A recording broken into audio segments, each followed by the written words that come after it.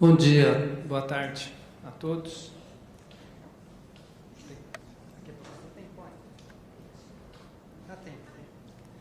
É uma satisfação estar aqui com vocês nessa tarde, nesse evento, parabenizar os organizadores, né? Reconhecer que aqui nós temos atores, né, que trabalham, que desenvolvem seus trabalhos, né, tanto na parte de projeto, como de educação, como de o pensar a respeito da segurança contra incêndio no nosso país. Agradecer a lembrança dos organizadores com relação à Fundação de Apoio à Pesquisa do Estado de São Paulo, a FAPESP, e esse agradecimento eu faço em nome do seu diretor científico, né, que é o professor Brito, Carlos Henrique Brito, que impossibilitado de estar aqui hoje na Escola Politécnica, nessa iniciativa conjunta com a FAO, nos solicitou que viéssemos, né, trazer um pouquinho daquilo que se faz,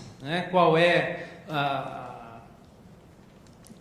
vamos dizer assim, a atividade principal dessa fundação, que é mantida pelo dinheiro, né, do contribuinte, né, do Estado de São Paulo, do paulista, e como que isso pode, né, de uma certa maneira, agilizar, uma vez que, como comentamos há pouco, aqui há vários atores, no entanto, como já foi destacado pela professora Rosária, há que se prover esses atores de recursos, né, de fundos, de condições para desenvolver o seu trabalho de uma forma eficiente e com sinergia, né, da conjunção de esforços de todos os senhores. Então, essa é a nossa proposta, né, de trazer brevemente aquilo que se faz. Eu faço essa apresentação também em nome do professor Vanderlei John, que é um professor aqui da casa, né, da Escola Politécnica, que por outro compromisso também não pôde estar presente, mas que participou da montagem aí dessa apresentação. Para que lado que é? Obrigado. Bom, o que é a FAPESP, a Fundação de Apoio à Pesquisa do Estado de São Paulo? De amparo, né? Desculpa, a Pesquisa do Estado de São Paulo. Ela é uma das principais agências que nós chamamos de FAPs. Cada uma das unidades da nossa federação tem uma fundação de apoio à pesquisa, tá? E a principal delas, a maior delas, a mais expressiva delas, está por nossa, né, para nossa felicidade e fruto, obviamente, também do esforço do povo paulista, localizada no nosso estado. E ela serve não apenas o estado de São Paulo, ela serve todo o país, né? Há esforços desenvolvidos pela FAPESP em conjunção com todas as federações, estados da federação e também com colaboradores externos. Também há várias pesquisas que se desenvolvem internacionais com o apoio, obviamente, né, dos parceiros paulistas dessa Fundação de Amparo à Pesquisa. Aí está uma outra característica, né, que diferencia, por isso que eu disse que ela é muito forte, porque existe, né, um comprometimento do governo do Estado de um orçamento correspondente a um total de 1% da receita tributária do Estado. E isso é utilizado, né, para a pesquisa, a investigação, o intercâmbio, a divulgação da ciência e da tecnologia. Então, nós podemos facilmente compreender como que esse trabalho que se desenvolve aqui hoje, facilmente ele se insere dentro, vamos dizer assim, das premissas de funcionamento da FAPESP. Quer dizer, há uma total sinergia no que se refere ao conhecimento, ao desenvolvimento de conhecimento, tanto em nível de ciência como em nível de tecnologia. Tá? Próximo, eu mesmo que faço. Aqui é só uma constatação. Já foi dito, acho que desde a primeira apresentação hoje da manhã, né, que eu tive a oportunidade de assistir, há muito poucas atividades financiadas pela FAPESP nessa área. Mas por que elas são pouco financiadas? Porque elas são propostas de uma maneira ainda muito incipiente. Há pouca demanda. E como funciona essa prática do financiamento? ela funciona por um sistema consagrado mundialmente que a gente denomina de análise por pares. Ou seja, quando um professor, e aqui nós temos os maiores demandantes em termos de recursos da FAPESP, que é a professora Rosário e o professor Valdir, né? Isso eu estou falando porque é público. Se você abrir a página da FAPESP, tem um link que chama Agilis, lá você acessa todos os projetos em todas as áreas do conhecimento financiados, né, pela FAPESP, como contribuintes, né, que os senhores são. Então, dentro dessa visão, se há pouca demanda, os pares têm pouco que analisar e, obviamente, pouco que identificar mérito nas propostas. Havendo mérito, obviamente, que esses recursos estarão disponíveis. Assim, isso aí estão algumas siglas, mas só para mostrar para vocês, aqueles que não são muito familiarizados com a prática aqui do financiamento pela agência, existem essas modalidades que começam com B de bolsa, tá? Ou seja, bolsas que vão desde iniciação científica de um aluno de graduação até uma bolsa de um professor que quer fazer uma atividade no exterior para aprimorar o seu conhecimento numa determinada área. A é auxílio, né, que pode ser um auxílio à pesquisa, um auxílio a reuniões como essa que nós estamos fazendo aqui hoje, participar da reunião, tanto no Brasil como no exterior, e também organizar reuniões, né? E publicação de livros. Quando alguém quer organizar o conhecimento que se identifica, né, numa determinada instituição, numa determinada região, no formato de um livro, existem recursos para isso.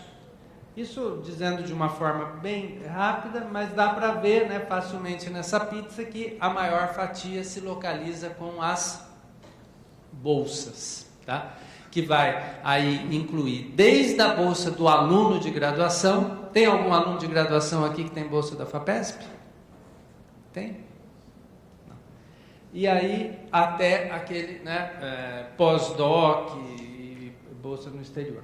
Aqui para você, aquela estava em porcentagem, né? A pizza anterior estava em porcentagem. Aqui tem quantidade. Claro, vocês não vão fazer isso, mas vocês contarem todos os números envolvidos em cada uma dessas fatias que eu consegui detectar, fazendo aquela busca com palavras-chave que a professora Rosário mencionou.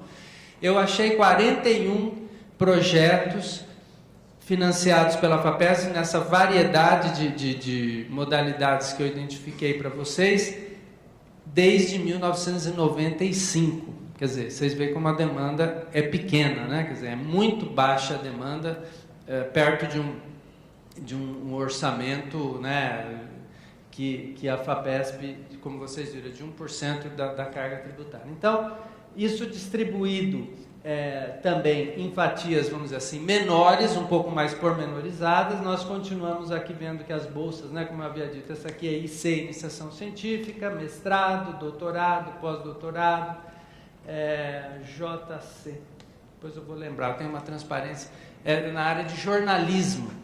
Existiu uma chamada da FAPESP de jornalismo, ou seja, para divulgar esses conhecimentos para a sociedade. Olha que capilaridade, né, que tem.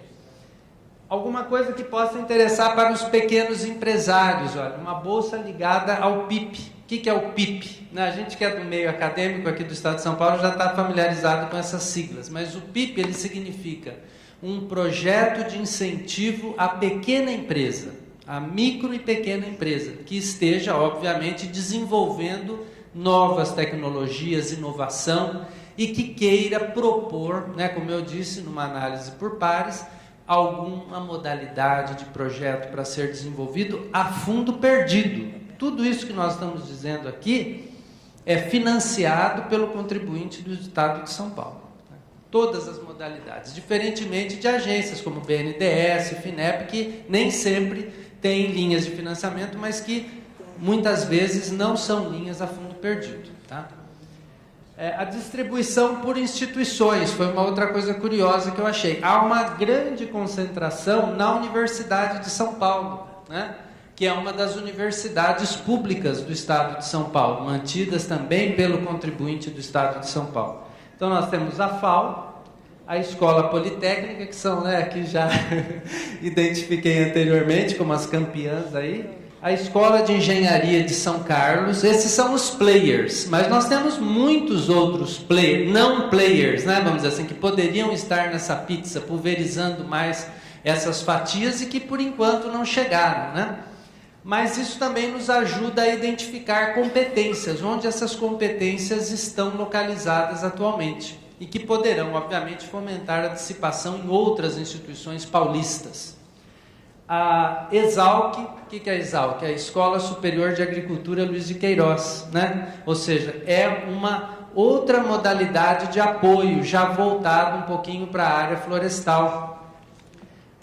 Faculdade de Ciências Farmacêuticas de Ribeirão Preto, que há pesquisadores também nessa área, vamos dizer assim, de biológicas, né, de saúde, podemos dizer assim, envolvidos nesses estudos. É uma minoria, mas existe. A ECA, aquele estudo do jornalismo que eu comentei com vocês, o que é a ECA? É a Escola de Comunicações e Artes. O INPE, o IPEF, que está ligado à ESALC, em Piracicaba, né, que é estudos de engenharia florestal. FCA, Faculdade de Ciências Agronômicas da Unesp, em Botucatu.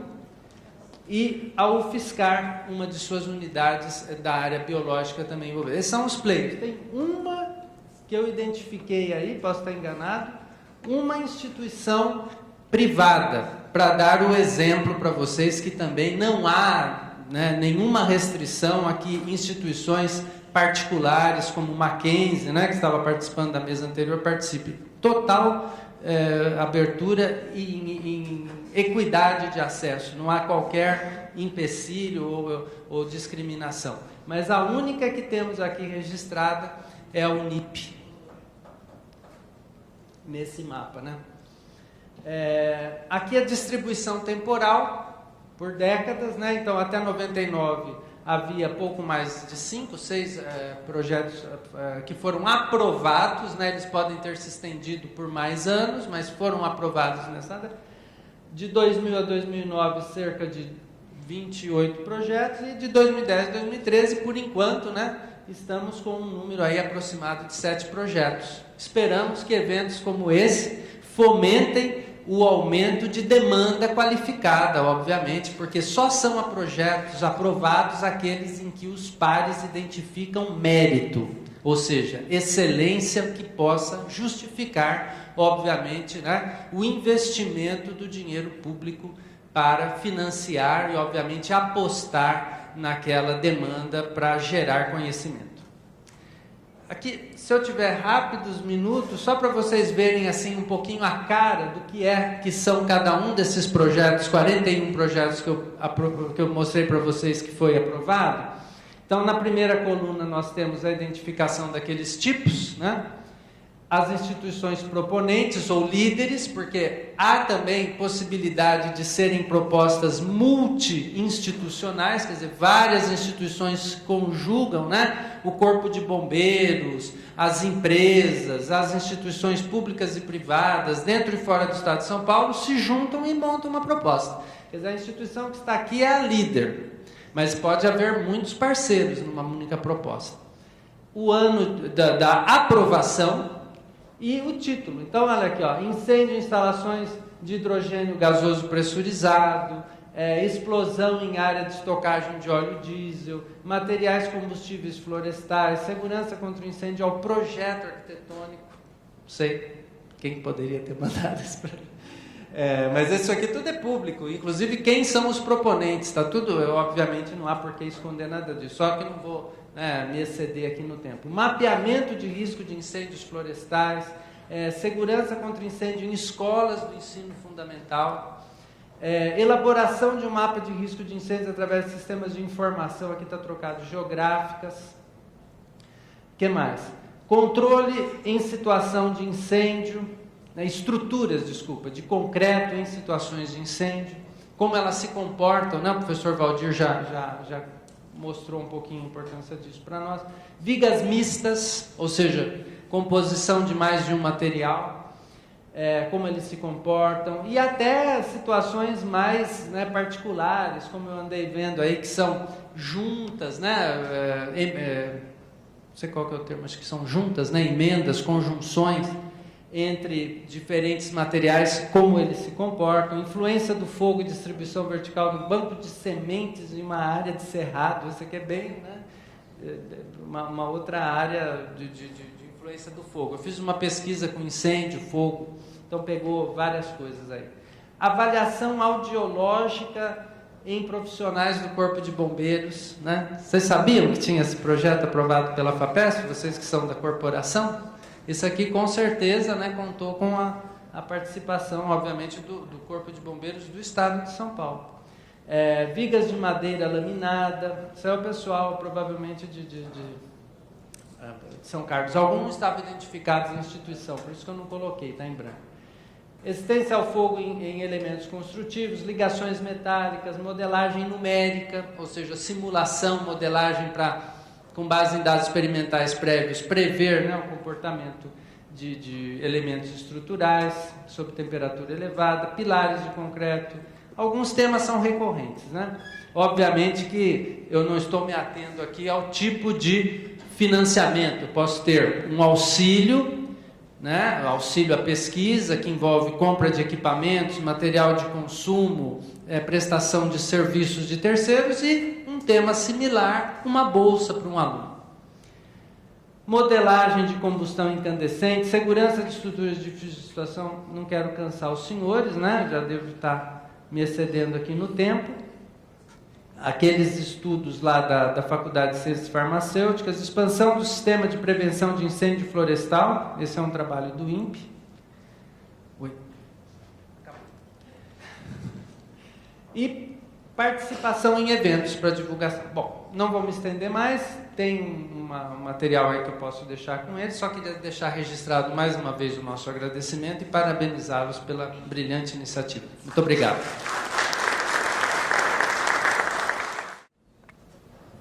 Bem, boa tarde a todos e a todas. Eu pedi esse momento para apresentar aos senhores e à senhora o CAES, que é o Centro de Altos Estudos em Segurança da Polícia Militar do Estado de São Paulo. A nossa escola de pós-graduação estrito sensu. Desde 2008, nós temos 2 cursos, o mestrado e o doutorado, mestrado profissional em Ciências Policiais de Segurança e Ordem Pública e o doutorado em Ciências Policiais de Segurança e Ordem Pública. Bom, a minha presença aqui é decorrente do convite para mostrar esta pós-graduação, que envolve um pouco de pesquisa também do Corpo de Bombeiros e Defesa Civil. Logo, a segurança contra incêndio também é objeto de pesquisa pelo CAES, né? A nossa escola fica na zona norte de São Paulo, na Avenida Água Fria, 1923, junto à Academia de Polícia Militar do Barro Branco.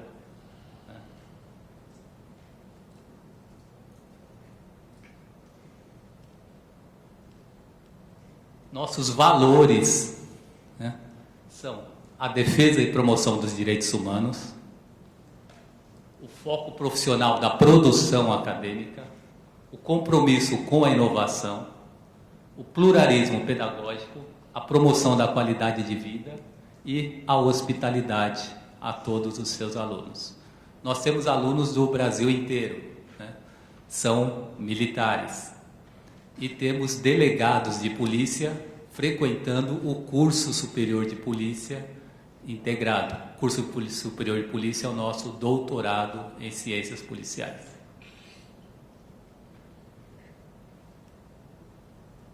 Esse é o nosso endereço. Bom, aí está os 2 cursos que eu falei. Esses cursos são militares, né? É uma pós-graduação estadual que dá o título de doutor e mestre aos policiais militares, oficiais de polícia militar que frequentam esses cursos. O curso anteriormente a 2008 chamava-se CAO, Curso de Aperfeiçoamento de Oficiais, e CSP, Curso Superior de Polícia. O curso CAO virou mestrado profissional e o CSP, o doutorado em Ciências Policiais. São frequentados o CAO por capitães e o CSP por majores e tenentes coronéis. Bom, nós estamos na formatação de um convênio com a USP para disponibilizarmos as produções científicas dos alunos. Desde 1984, nós temos mais de 3.000 monografias referentes à segurança pública. É o maior acervo da América do Sul. Esse acervo não está disponibilizado a todos ainda. Está disponibilizado na Academia do Barro Branco para pesquisa. É só vocês se dirigirem lá e dirigirem-se à biblioteca. Nós colocaremos à disposição assim que formalizarmos o convênio com a USP para a pesquisa. Aí estará integrado ao sistema de biblioteca todo o acervo bibliográfico do CAES.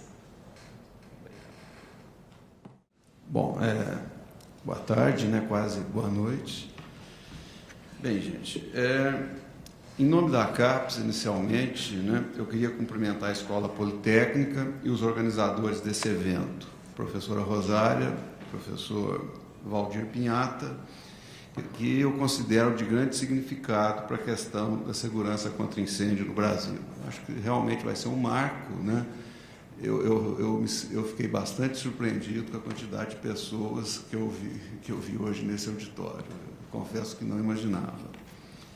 Bem, a CAPES, como é do conhecimento de muitos aqui, é um órgão do Ministério da Educação que cuida principalmente da pós-graduação brasileira, financiando, normatizando, né, até classificando os programas de pós-graduação e indicando diretrizes diversas, né, uma orientação diversa para essa questão aqui no nosso país. No que se refere ao financiamento, na área de engenharias 1, e aqui eu estou representando esta área, né, na verdade, quando a gente fala em engenharias 1, entenda-se engenharia civil, então meu foco não é tão abrangente como deveria ser, mas aí realmente é essa a subdivisão da CAPES, né? São diversas áreas, teria que ter aqui pessoas, talvez, das outras áreas, né? Mas eu posso assegurar, né, um pouco assim como a FAPESP também, que a CAPES tem apoiado diversas pesquisas em segurança, mas aí pelo fato de ser engenharias 1, seria fundamentalmente, na maioria das vezes, a questão da segurança estrutural contra incêndio.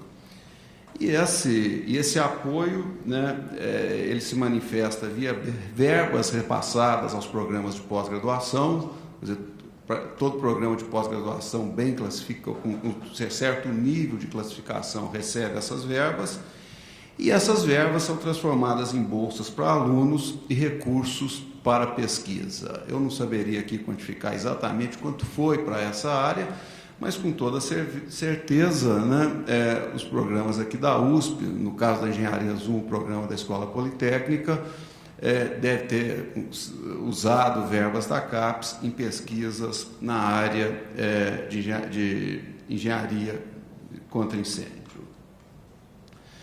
Bom,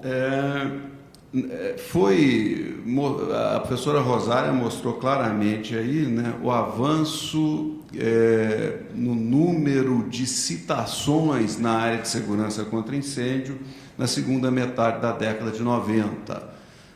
Claramente, indiscutivelmente, então essas verbas, né, que eu me referi da CAPES, também nessa área começaram a fazer... aparecer mais nesse período. De fato, o crescimento nessa fase foi muito grande, né? Eu, na área de engenharia estrutural, vivi isso com muito... no dia a dia dessa situação. O professor Valdir, não estou vendo ele aqui, né? Mas nós vivemos um pouco disso junto, quando, por volta de 90, não se tinha absolutamente no Brasil nenhum conhecimento sobre comportamento estrutural em situação de incêndio. Eu diria a vocês, nenhum mesmo. Talvez se houvesse, era um conhecimento que a gente não conseguia distinguir, por tão pequeno que era. Então, de lá para cá, a evolução foi muito grande, surgiram normas, surgiram pesquisas, surgiram resultados concretos e surgiu-se essa realidade que nós temos hoje. A gente às vezes critica muito, no Brasil é assim, tem pouca gente, tem pouca verba, mas se a gente for, já foi dito aqui por um dos debatedores anteriores, se a gente for fazer uma análise em termos mundial, nós vamos notar também que não existem dezenas e dezenas de centros nos outros países. Quer dizer, o assunto é um assunto extremamente importante, mas um assunto também um pouco restrito, e vai ser assim mesmo. Vamos ter alguns centros no Brasil, vamos ter um determinado nível de pesquisa, mas não vai ser algo, digamos, do dia a dia de todas as universidades, de todos os pesquisadores, precisa ser entendido. Eu acho que talvez no Brasil a gente, não é que falta muitas vezes quantidade, mas falta às vezes organização e saber focar adequadamente os problemas. Essa é uma impressão que eu tenho.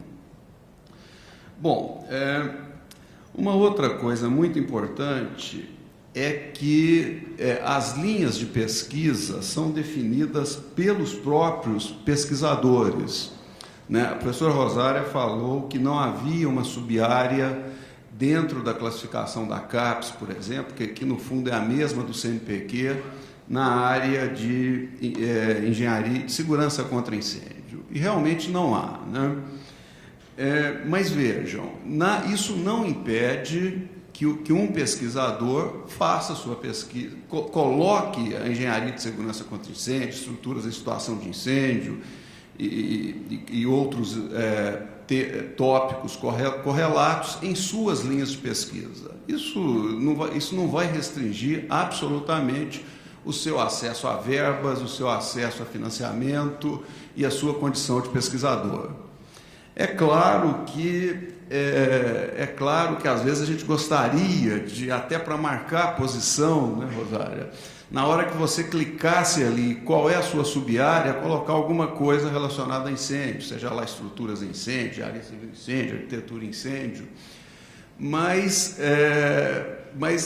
isso eu acredito que eventualmente venha a ser corrigido com o tempo. Embora não seja algo que restringe a pesquisa na área, talvez isso, com o tempo, possa ser corrigido, porque o problema não é só com a área de engenharia de segurança contra incêndio. Isso acontece com várias áreas, né, ou várias sub-áreas. Eu diria a vocês que as sub-áreas que a gente tem hoje na classificação da CAPES, eu tenho aqui, não vou cansá-los lendo, mas são sub-áreas que, aliás, a da CAPES, que é a mesma do CNPq, e talvez seja a mesma da FAPESP, né? Isso aí é quase que padronizado. Mas são sub-áreas clássicas, que vêm de muitos e muitos anos. E nada impede, e hoje a gente tem demandas novas, né? Aconteceram muitas coisas diferentes na área de pesquisa, e nada impede que, futuramente, essas novas demandas, entre elas a questão do incêndio, sejam devidamente contempladas, né? Eu poderia citar várias: bioengenharia, biomecânica, engenharia urbana, confiabilidade estrutural, e por aí vai. Nós temos muitas e muitas áreas que não aparecem aqui, e muitas delas, evidentemente, com demanda maior até do que a engenharia de incêndio. Então, claramente, talvez, dentro de algum tempo, isso seja reestudado e essas sub-áreas possam constar das tabelas oficiais de avaliação.